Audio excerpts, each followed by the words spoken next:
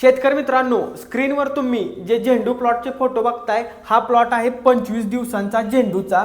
यामध्ये तुम्ही शेंडे आणि फुटवे निघालेले यामध्ये बघू शकता।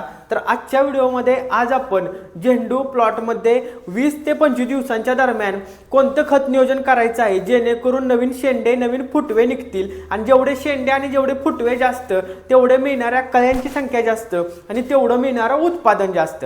तर यासाठी तुम्हाला हा व्हिडिओ बघणं खूप गरजेचं आहे। यामध्ये मी तुम्हाला 3 उत्पादने सांगणार आहे जी तुम्हाला ठिबकद्वारे 20 ते 25 दिवसाच्या दरम्यान सोडणं गरजेचं आहे। यामध्ये सगळ्यात पहिला आहे ते म्हणजे N21 हे खत। शेतकरी मित्रांनो, N21 हे जे खत आहे हे तुम्हाला 2 किलोग्रॅम प्रति एकर या प्रमाणामध्ये सोडायचं आहे।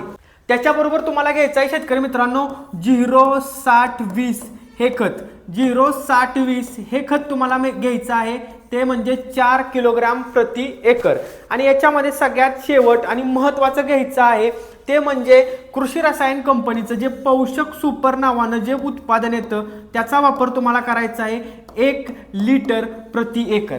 अशा प्रकारे तुम्ही 20 ते 25 दिवसांच्या दरम्यान झेंडू पिकामध्ये N21 2 किलोग्राम प्रति एकर, 0-60-20 4 किलोग्राम प्रति एकर आणि पोषक सुपर 1 लिटर प्रति एकर जर का सोडलं तर तुमच्याही झेंडू प्लॉटमध्ये अशा प्रकारे फुटवे निघालेले दिसतील। त्याचबरोबर नवीन शेंडे पण निघतील। झेंडू प्लॉटमध्ये फुटव्यांबरोबर शेंडे निघणे सुद्धा खूप गरजेचं असतं। धन्यवाद।